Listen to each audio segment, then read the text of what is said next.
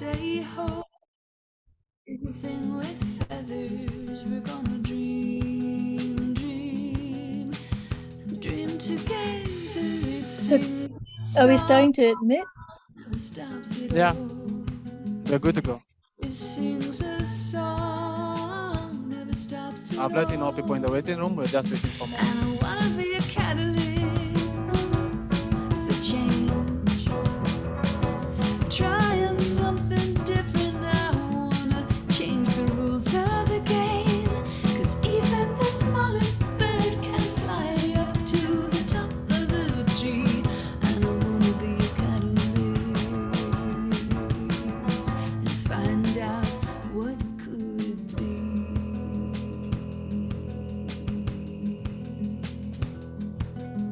Walk, walk, walk along together. Asha, do you want us to give them a minute? Side by side. So is everyone in the waiting room in now? Yes, only one person who's joining. Okay. Walk along together, hand in hand, hand in hand, hand in hand, hand in hand. And I wanna be a catalyst for change. Trying something different. I wanna So when they're in, you can just stop the music, right? And we can. Okay, thank you. Welcome, everyone. We always start with an acknowledgement of country from Australia, where I am. So I acknowledge the Darug people of the Eora Nation, who are the traditional custodians of the land that I am joining from today. I also acknowledge the traditional custodians of the various lands from which you are all joining from, and pay my respects to the elders past and present, and through them to all Aboriginal and Torres Strait Islander peoples. Welcome everyone to our session, and I'll pass you back to Brian. Thank you so much, Asha. I'll share with you a short video and then we'll be back to give me a second. And here we go.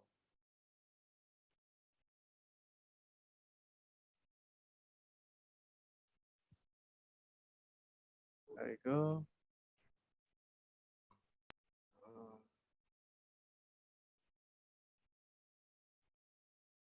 Can you all see my screen?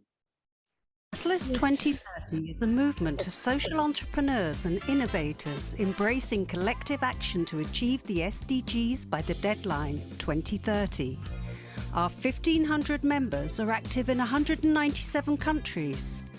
By emphasizing collaborations, Catalyst 2030 is leveraging the power of the collective to accelerate real change in the lives of billions of people around the globe. What do our members say about Catalyst? Catalyst 2030 is an invaluable global community of impact entrepreneurs. Our relationship with Catalyst 2030 has really taught us the power of co-creation. Join Catalyst 2030 and network, bond, and collaborate with our family members. And I like the spirit of bringing changemakers together to share and learn from each other. Catalyst really understands the transformative nature of collaboration. It's also a platform that can give us new tools and resources. Catalyst 2030 has put my work on steroids. But most importantly, to come up with solutions that are practical, ways where we can really make things happen, because social entrepreneurs are doers. Are you a catalyst? Join us to achieve the SDGs. Thank you so much, Asha. Would you like me to share the video on education right now or later?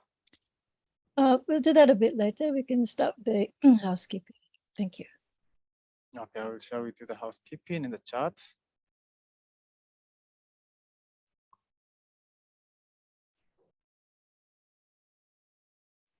So for housekeeping today, we are requesting everyone to mute their microphones unless you're speaking. Raise your hand if you want to speak. And we just want to wish you to have an amazing session. Also, please change your name in the name tags for Zoom. Give us your name and company so that we can be able to know who is joining us today. And if you have any questions, just raise your hands. And we want to wish you the best in this session. Thank you so much. Thank you, Brian. And we'll pass it on to Thomas. Hi, everyone. My name is Thomas Haselbeck. I'm the co-founder of Be Moders and also Catalyst member. And today I will be your moderator of the session. So this is not a high-level panel discussion we're having here. We thought of this session rather as a watch party, inspiration, and discussion round. And I think we're a nice amount of people to do that today. And I have the honor to introduce two wonderful colleagues of mine who will be sharing their own inspiration and their icons in transforming education. And that's the theme of today. We want to talk about who are the icons who inspired you to become a social entrepreneur, going into the education field and going on the mission to transform education. We will be hearing two examples of two people you might probably know. And then I'm also looking forward to hear in the discussion who inspired you or addressing anything that came up about the two icons we're talking about. And the two colleagues I'm talking about is one, Asha Murphy. She's a founder of Edify, a social enterprise in Australia, working with education. She's an author and former teacher and so much more. And the second colleague of mine is Carol Dlamini. She is CSI Impact Consultant and founder for Self for Change, a technology enabler for underserved communities based in Johannesburg, South Africa. I'm calling myself from Europe, from Germany today, so we're already covering 3 continents, and I hope we're all having a wonderful session today. So with that words of opening, I'm just handing over first to Asha, hear your story, and then we will have a little watch party on your inspiration. Thank you so much, Thomas. So welcome everyone from all around the globe. You can see some Lebanon and few other places. So we're really spanning the globe. So I want to introduce my icon, the person who inspired me, and you probably know him. And if you don't, I will tell you. So Sir Ken Robinson worked with governments, education systems, international agencies, global corporations, and some of the world's leading cultural organizations to unlock the creative energy of people in organizations. He has the honor of being the most watched speaker in the history of TED Talks. His 2006 talk, Do Schools Kill Creativity?, has been viewed online over 60 million times and seen by an estimated 380 million people in 160 countries. Sir Ken has a brilliant sense of humor, and he brings it into his talks. It gives the feeling that he is talking to you over dinner, even though he is on stage. I first heard his talk in 2010 on YouTube, when a version of it was animated by the Royal Society of Arts, and it had an enormous impact on me. I knew that transforming education was to be my mission. After retiring from teaching, I've been working on delivering innovative and creative programs for schools to achieve SDG 4, which is quality education for all, through my organization, Edify. I had the great privilege of meeting Sir Ken twice, in 2018 and in 2019, and having a brief conversation with him each time. He has this amazing ability to make everyone who spoke to him feel that they were his personal friends. Among many awards, including a knighthood in 2003, he was honored with the Nelson Mandela Changemaker Award for Global Impact in 2019. He is an absolute icon in the education world, and I'm standing on his shoulders to transform education. And now I'll pass it on to Thomas to share a video about him. So I hope he inspires you as well. Thank you. Thank you so much, Asha.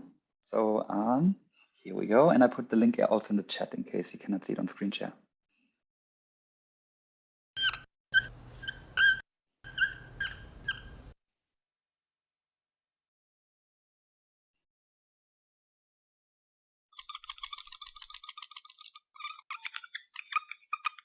Every country on earth at the moment is reforming public education. There are 2 reasons for it.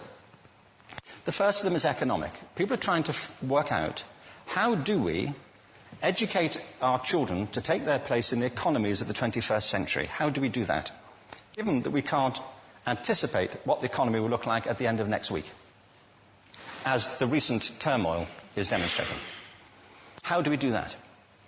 The second, though, is cultural. Every country on earth is trying to figure out how do we educate our children so they have a sense of cultural identity and so that we can pass on the cultural genes of our communities while being part of the process of globalization. How do we square that circle?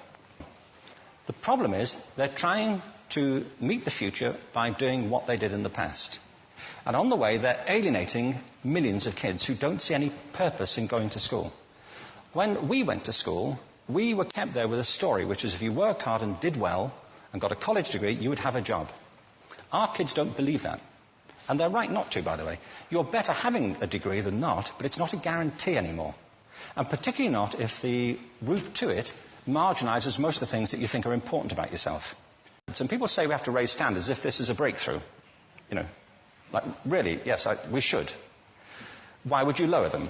You know, I mean, I haven't come across an argument that persuades me of lowering them. But raising them, of course we should raise them. The problem is that the current system of education was designed and conceived and structured for a different age. It was conceived in the intellectual culture of the Enlightenment and in the economic circumstances of the Industrial Revolution. Before the middle of the 19th century, there were no systems of public education. Not really. I mean, you could get educated by Jesuits, you know, if you had the money. But public education, paid for from taxation, compulsory to everybody and free at the point of delivery, that was a revolutionary idea. And many people objected to it. They said it's not possible for many street kids, working class children, to benefit from public education. They're incapable of learning to read and write, and why are we spending time on this?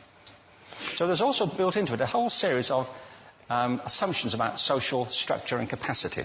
It was driven by an economic imperative of the time, but running right through it was an intellectual model of the mind, which was essentially the Enlightenment view of intelligence.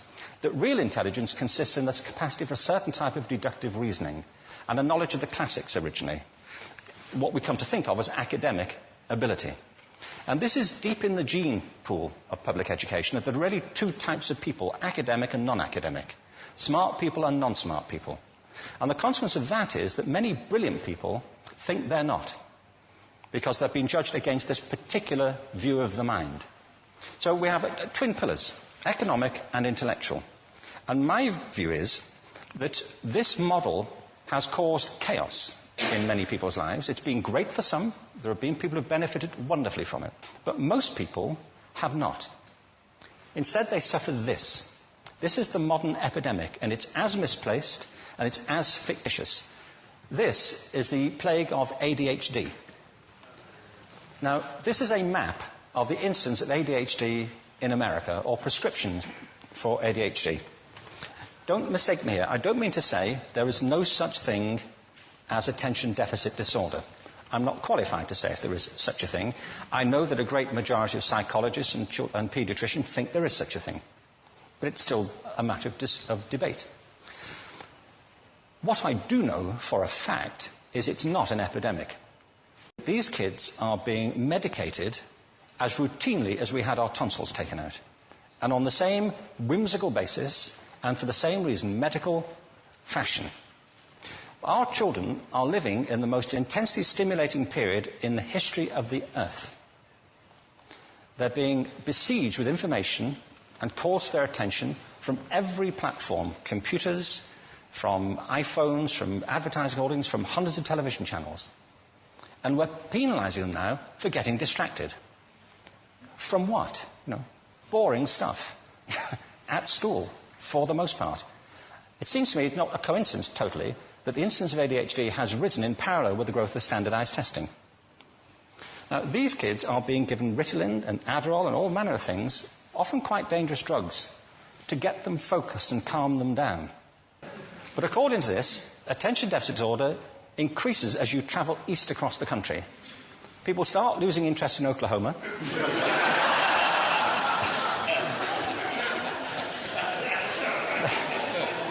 They can hardly think straight in Arkansas. And by the time they get to Washington, they've lost it completely.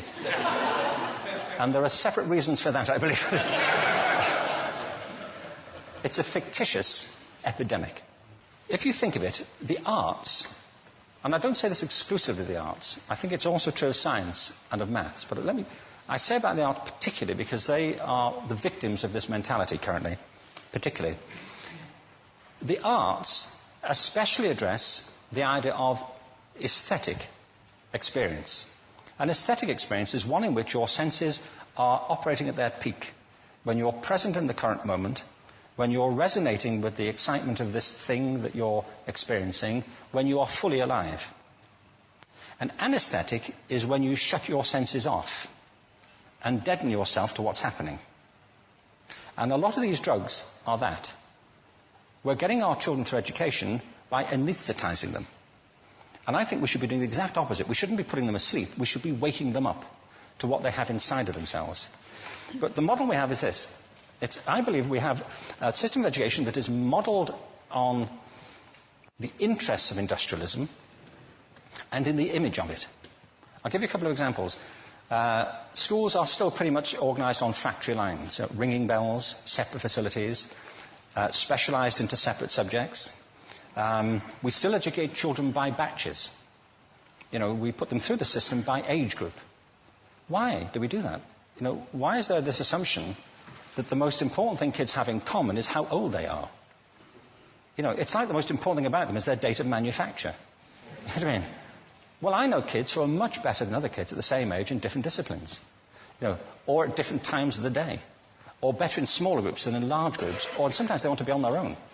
If you're interested in the model of learning, you don't start from this production line mentality. It's essentially about conformity, and increasingly it's about that as you look at the growth of standardized testing and standardized curricula. And it's about standardization. I believe we've got to go in the exact opposite direction. That's what I mean about changing the paradigm. There was a great study done recently of divergent thinking. Published a couple of years ago. Divergent thinking isn't the same thing as creativity. I define creativity as the process of having original ideas that have value.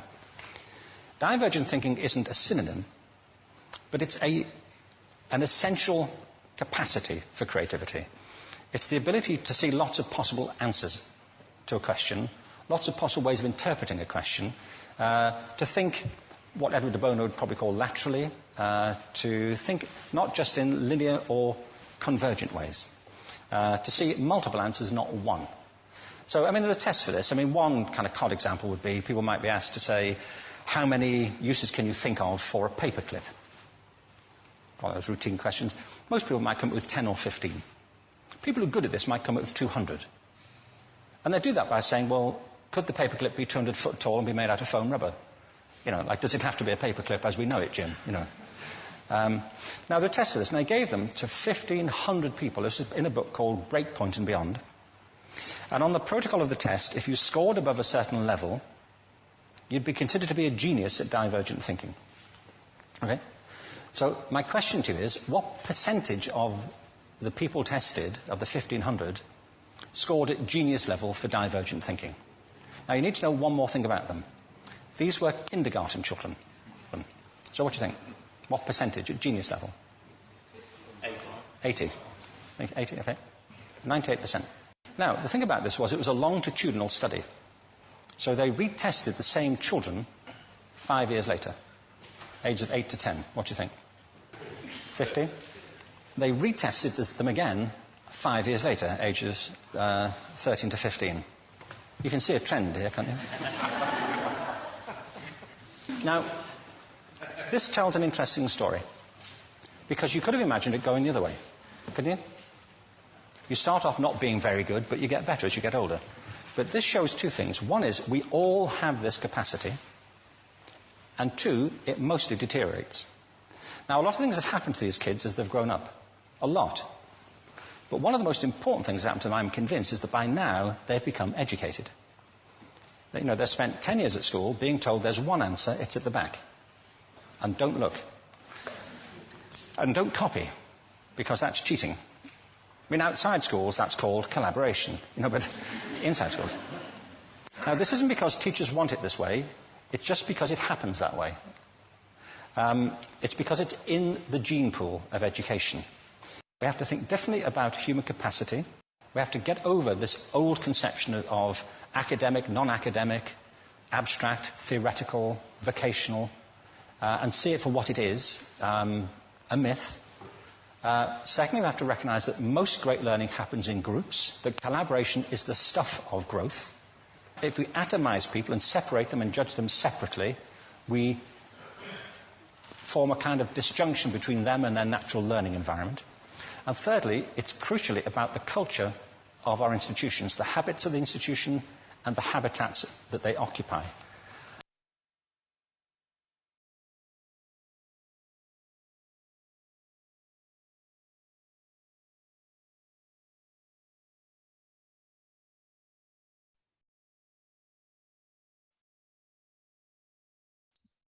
Thank you, Thomas, for sharing that. I'm not sure how many of you have already seen something from Sir Ken, maybe with a show of hands, or whether this is so let's put this question: how many of you have only seen this the first time or just then?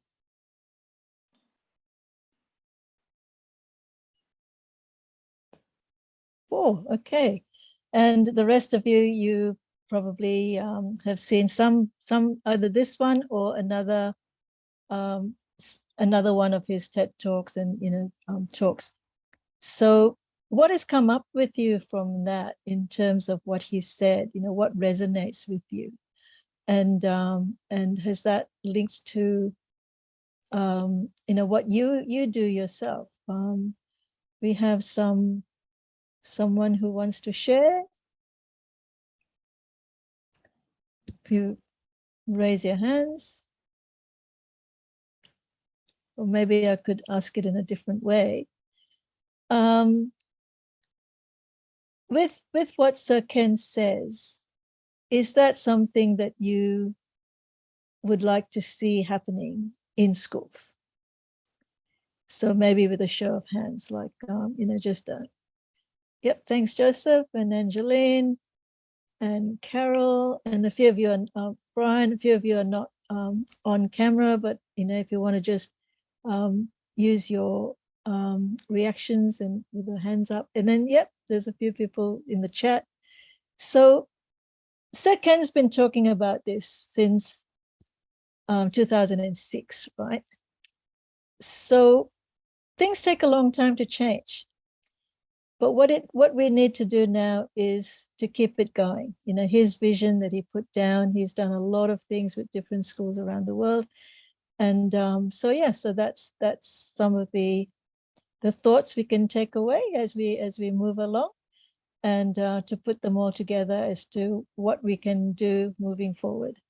And I will now pass it back to Thomas for the next step. Thank you so much, Asha, for sharing.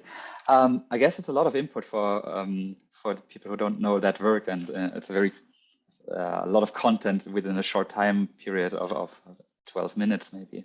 So feel also free to just take that moment a bit and maybe note some questions or comments you might have for later, because we will now be hearing then from Carol on her icon on education.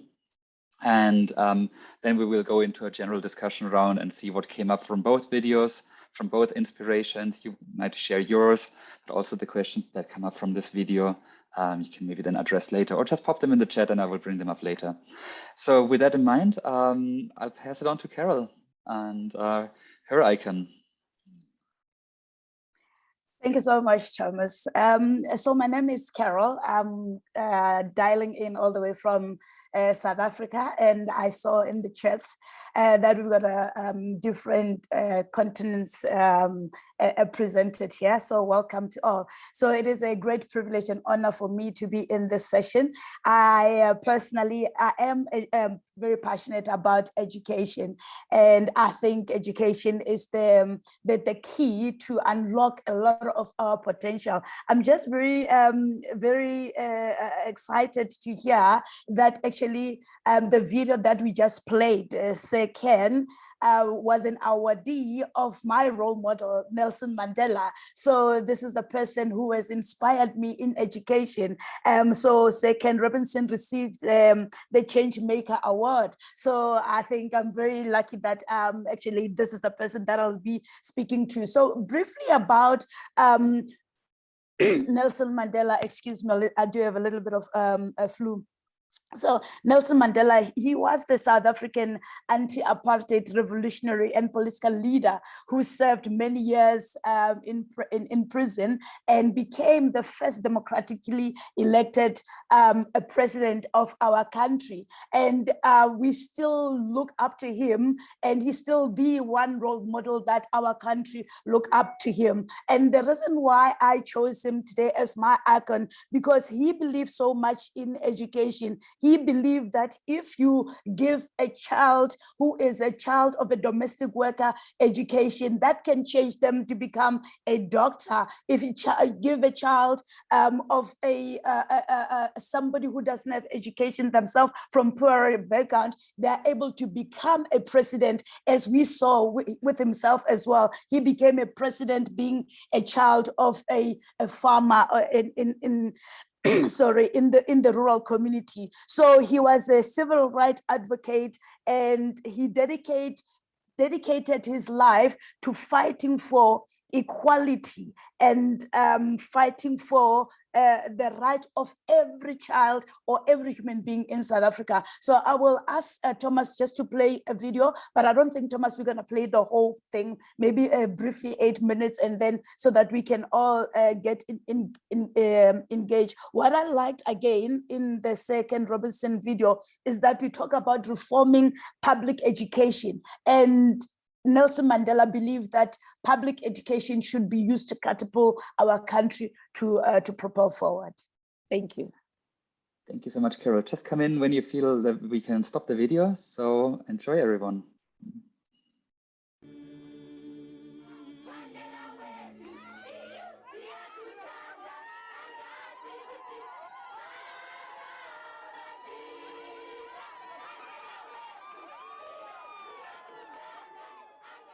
When Nelson Rolihlahla Mandela went to school for the first time, the first member of his family to do so, he did not know that he would become the symbol of hope for a better education and a better future for millions in South Africa and the rest of the world.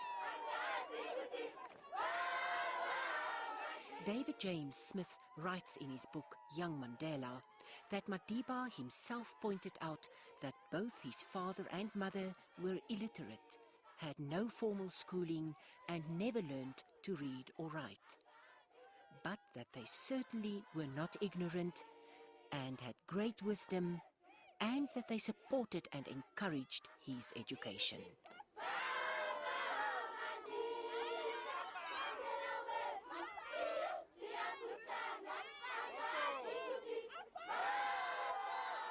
He went to school at the age of about 7. His father realized that his son had a vision and a dream from an early age to help and lead his people. He asked the Tembu chief, Jongintaba Dalinjebu, on his deathbed to take care of his son and give him an education. Since then, education always played a most important role in Madiba's life. Even on Robben Island, he kept studying and inspired those around him to do so. After he was freed, long before he became president, he started working tirelessly to improve the quality of education for all in the country. Education is one of the most important weapons in a country, and the extent to which black education is neglected is something very difficult to put in words. We wanted to transform education into a national asset, into an instrument we can use for development.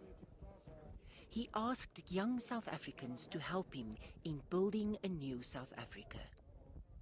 You are going to remain in the country rather than to take away technology and skills away to serve other countries and other communities. We really need people who have had the opportunities to remain in this country and to serve our people. Madiba believed that investing in education meant investing in a prosperous future. His vision inspired major companies to answer to his call for partnerships to tackle education challenges in the country. Vandaag het ek hier meneer Ton Vossel. He has a lot of money. He can buy this town if he wants to. But he is here to see what he can do for you. He crisscrossed the country in his quest for a better education for all. Many from South Africa and overseas joined hands with him and helped building schools, classrooms and libraries, providing teaching media and bursaries, renovating schools and uplifting communities. Sometime last year, I read in the media that there was a school here under a tree, and that the teacher was looking for a second tree because the class had grown bigger. Fortunately, the next day, the head of BP throughout the world, Mr. Brown, came to pay a courtesy visit. And I drew his attention to this report. And I asked if I could bring him here so that we could see this school under a tree. He told me he was leaving that very day, but that the head of BP here, Mr. Paswana, would accompany me to Soshanguve. I then phoned Mrs. Mary Metcalf, who was at that time the MEC for education in Gauteng. And I indicated to her that I was coming to see this school under a tree. Well, she corrected me. She said, no, it's not a school under one tree. There are about 1,100 children schooling under a number of trees. But of course, the school was becoming bigger, and they wanted a proper accommodation. I then phoned Mr. Ray Ackerman of Pick and Pay, and I said I did not want to come here with empty hands. Could he organize some sweets, sandwiches, and so on, which I could bring for the children? Mr. Ackerman did a very good job. We had a very big truck which brought some delicacies to the children. That is the history of the school.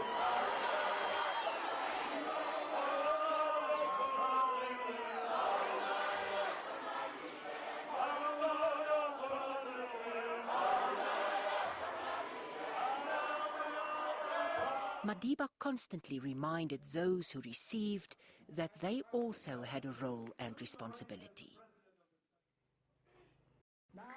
Thank you. I think, thank you so much, Thomas. Sorry to cut it short. I think, Thomas, you can just add the link on the chat so that people can see the whole thing.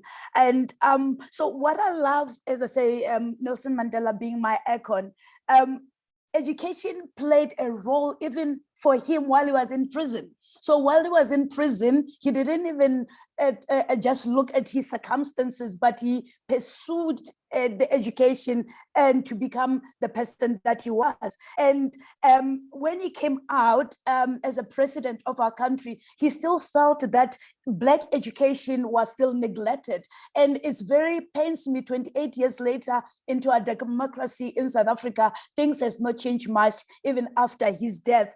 And he said, education should be used to be transformed into a national asset. And that's what we should be looking at doing as the whole, not only continent, but especially our continent, Africa, but the world as well. And two last point to say, when we invest in education, we will be investing in a prosperous future. A lot of our social ills are being done because people are not knowing what to do with themselves.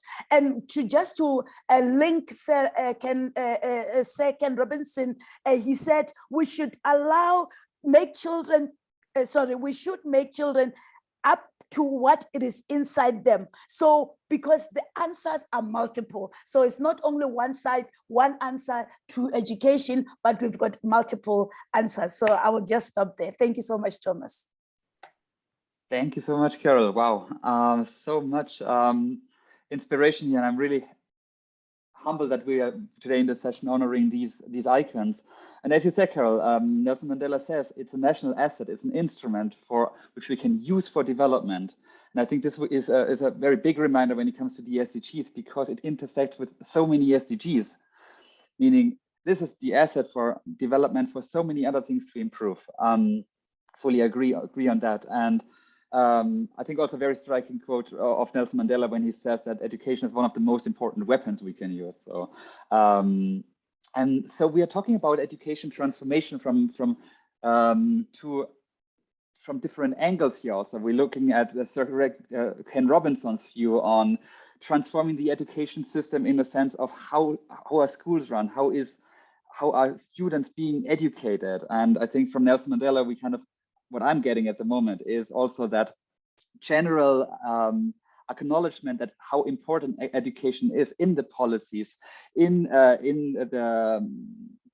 different perceptions of various stakeholders, that education in general needs to be emphasized. But yeah, that's just my two first reactions here, and I'm very happy to hear from all the participants any first reactions or questions or anything you have on these two videos and what come up for you. Feel free to either unmute and just speak up. You can also, of course, just put your thoughts into the chat where I just see something already, and then we can just pick it up from there. So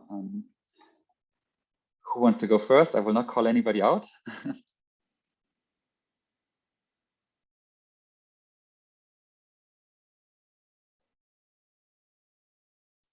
So, sorry, can I just add something? Yes. Yeah, I mean, I think what you're saying, and it's so spot on, Thomas. But what I loved about Nelson Mandela himself, he was saying, you can have education, right? But there's a difference between education and a better education.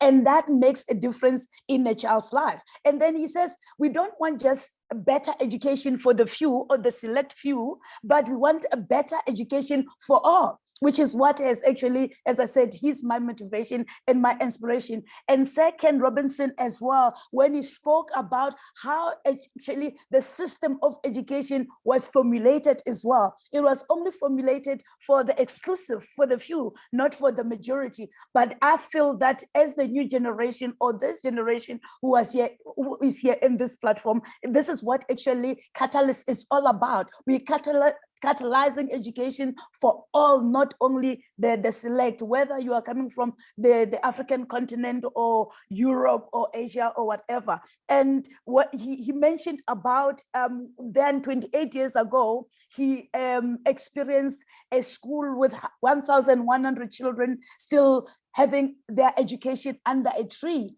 And it is so sad that we still have the same, not only in South Africa, but I know in other African countries as well. So I just wanted to add that as well. Yeah, I think very important point. How can we make education accessible for everyone in an equal way? And I think that's a question we can just put out there. What are your thoughts, and what system change needs to be happening that we can kind of close that gap that's happening? Hello, this is Joseph Abu Najm from Lebanon. I'm the founder of Build Up Lebanon, and one of my projects is humble, but I'm trying currently to build a study center to support the students in their studies in the rural areas. However, thank you very much for sharing the videos and the thoughts on the conversation. Very impressive, very educating. However, my thoughts today is like, yes, we look at the world as it looks today, and we see it like unfair.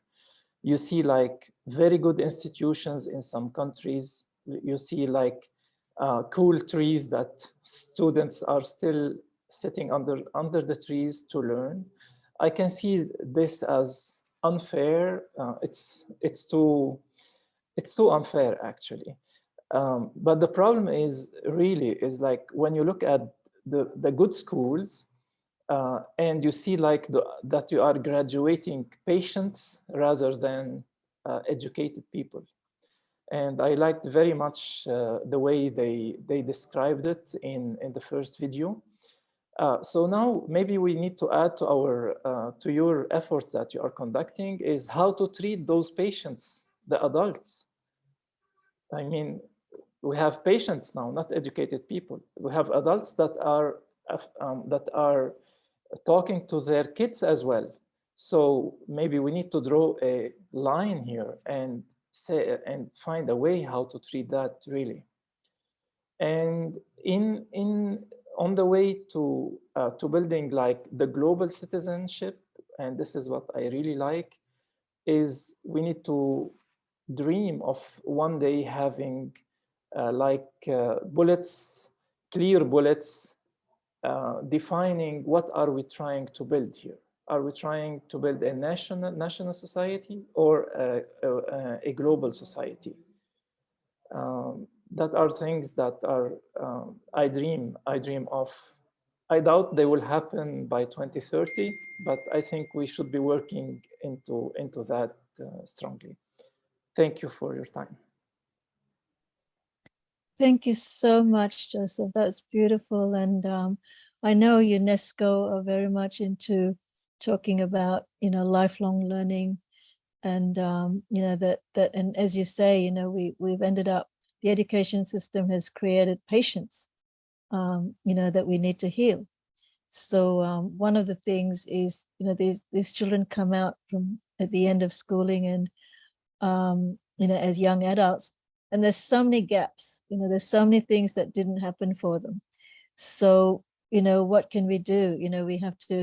We have to plug those gaps after they've happened, but we should also change things so that the gaps don't get created in the first place. So there's two ends to the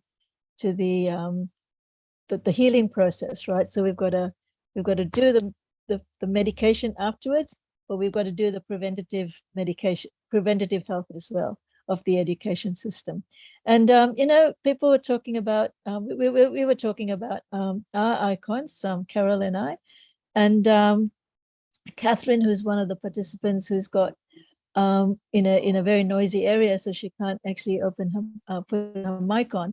So she has shared that Charlotte Mason as her icon, and Charlotte Mason has developed her education methods and theory to break the classism in schools. We were talking about the people who can afford it and the people who can't, and it's still used by a few Christian schools in Cape Town, which is nice to hear as well. And Catherine has said that she has actually met Madiba, so that, and her heart, she's blessed to meet him in person. And when you meet an icon, it is just a very special feeling. So I hope all of you can get to meet people that you have have wanted to follow.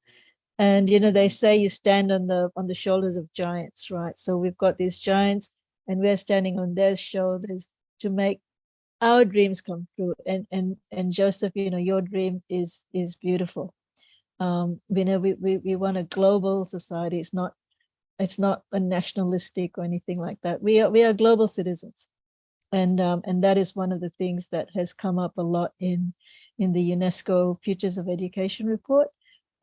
They talk about education for creating global citizens and change makers. So that so UNESCO themselves are actually building on a lot of things that so Ken Robinson has talked about, and Madiba, Nelson Mandela has talked about, and so many others. There are so many people who followed, and with their own ways of adapting it. So I don't know if locally, so what, even your local school teacher, could be a role model. So I don't know if any of you would like to share maybe a person that who might maybe a teacher from school or somebody in your community who is doing something. So it all happens, it doesn't have to be at policy level. Change can happen on the ground. So is there anyone who's had an experience of someone who you have met who's doing something really good?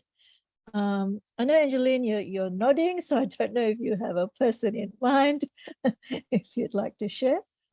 Thank you, Asha. I'm based in Berlin, Germany. So, and I work at an international school. So we're in a very privileged setting. And I also work part-time for the Council of International Schools. So I also collaborate with a lot of other international schools around the globe. And yeah, I think that for me, like just thinking about icons and role models, so I'm glad you brought that up, Asha. Like, I think that we need to elevate more the voices of our students. They're the ones going through the system, and they're the ones who also leave the system and become our alumni and tell us what is working and what is not working. And because a lot of the teachers I work with, myself included, we kind of never left school, right? So we went into school, went into uni, and went back to school in a different role.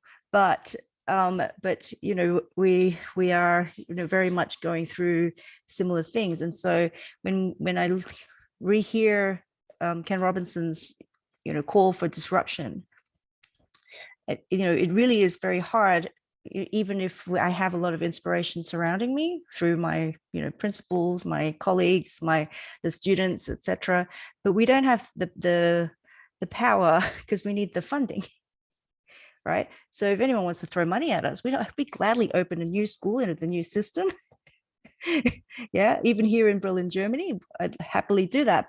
But then we may not always be successful to get state approval, because you have to be an approved Anerkannte school, right? So until there is some systemic changes, even though I feel like we have these aspirational outcomes and goals that people are saying, let's embed more of this, more of that, we're dealing with expectations also of parents, and we're also dealing with the role that schools have that was heightened throughout the pandemic, because during the pandemic, sometimes people were just like, open the school so we have some babysitting so we can get to work, and rather than really thinking about it. And so it's made everyone reconsider what the role is of schools. And so, yeah, I hope that not only should we be able to narrow the gap, but who's making the decisions in what do we fund, what do we value, and what is the purpose of schooling as well. So I think that like both of you, Asha and Carol, have shared your icons, and they're both also men who've made a difference. And so are we missing the diversity of voices also here in the decision-making processes? that I think that we need to kind of question, and are we, are we making people iconic, and do we need to broaden our idea of who's going to be making an impact in our decision making? Oh, wonderful, Angeline. In fact, I was just thinking, one of the people that I also admire is someone I heard about through my studies in my master's degree. And this is a lady who's a neuroeducator, and her name is Mary Helen Imadina Yang. And her slogan was, we feel, therefore we learn. And it was all about, it's that whole thing of you learn through your whole body, and people trying to education seems to be like you're feeding the brain, and even Sir Ken Robinson used to say it's almost like you're catering only to the head up, and the rest of the body doesn't exist, but it does. And Mary Helen Imadina Yang did actually say, it's we feel, you learn, it's a whole body learning. And there's a lot of people around who have taken up those parts, and there's some beautiful schools as well. Angeline, you talk about yes, what can we do, and actually a few teachers had asked Sir Ken, what do you do, the system doesn't allow us to do these different things in the classroom. And what he said was, you close the door and do it anyway. So so if you want to make some change in your classroom, just get started, is basically what he's saying. And don't wait for permission, and that that could, it's just a starting point. And then and wonderful about the students, the students that come out of the system, they're the people we listen to, but we want to be able to train them to be, to be change makers as well. That's the beauty of what we can do in classrooms, for them to be collaborative. What Sir Ken said, we say, don't look, don't cheat. Whereas what we really want is for them to be bouncing off each other with ideas and everything like that. So, and we can have classrooms, we can close the door and create those kinds of rooms. I used to have very, very noisy classrooms. And, I'm quite short. My students were actually taller than me. And sometimes other teachers would come in and think there was no teacher in the class, and the kids were just playing up, and then they'd see me put my head up. So we want things like that, and we can all do it. And so, that's what we want. And I'm sure there's some brilliant schools that Catherine brought up, with schools in South Africa. And I know there's the Green School in Bali. There's the Blue School in, I'm not sure which part of the US. So, there's all sorts of different schools coming up now. And slowly, we're slowly getting towards, I think one of the participants talked about a revolution. So we're going to have an education revolution. So thank you, Attila. And yeah, so I'll open it up to somebody else. Anyone else who I couldn't quite see. Attila. And it's nice to be here from Amsterdam. I just want to, when it comes to education, as you mentioned, the creative classroom, the buzzing classroom, is Elliot Aronson had the Jigsaw Classroom pioneered back in when it was the racial problem, the racial segregation in the US. So they figured out how to create that classroom, which is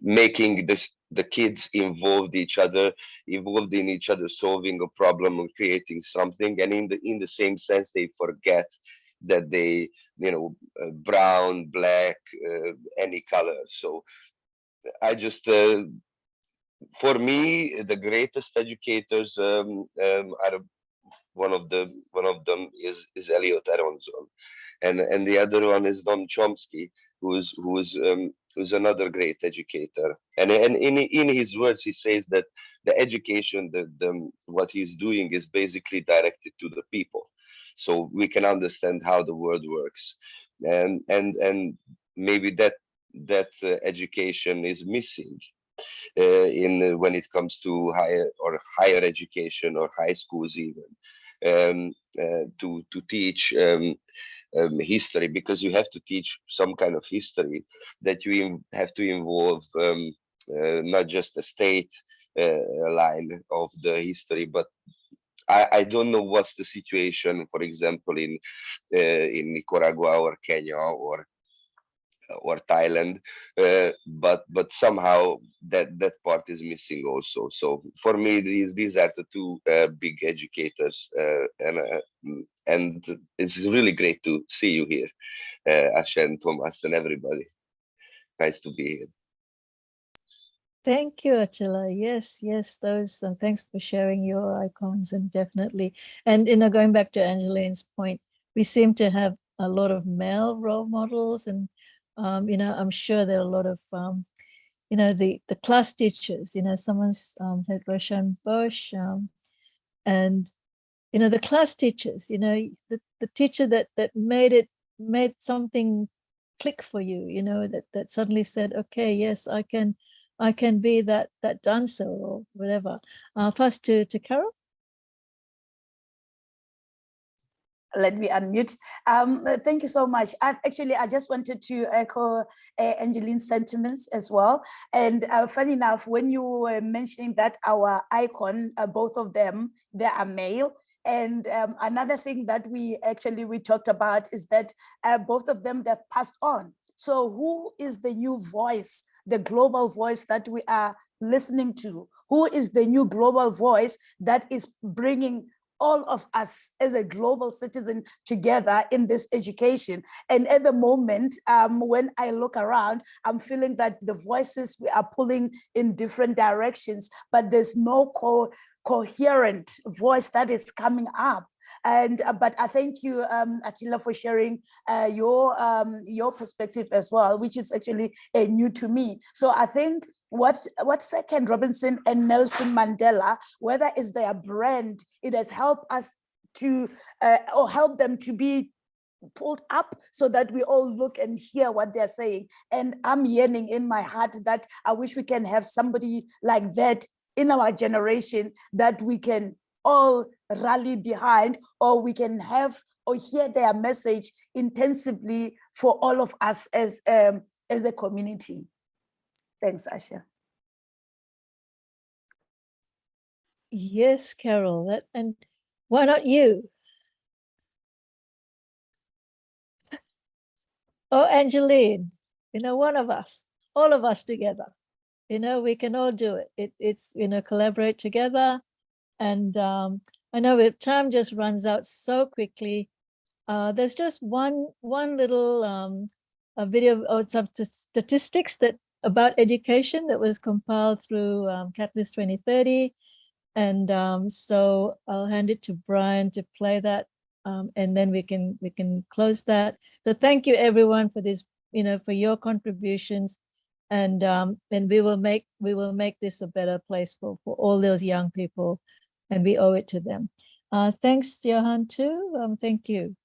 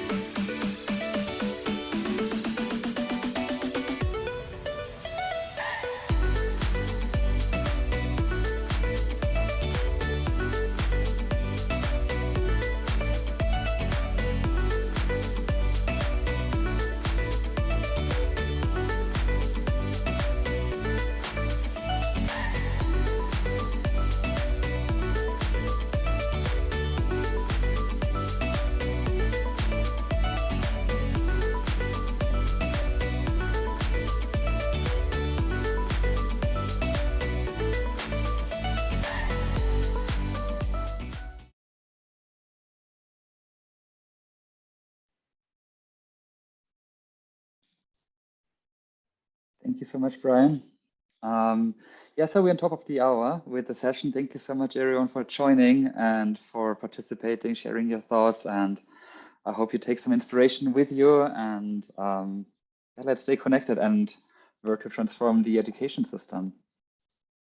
Thank you, everyone. And feel free to join all the other program of Catalyzing Change Week and check the sessions. Brian did put a link in the chat. And thank you, everyone. Thank you from South Africa. Thank you from Australia. Bye-bye.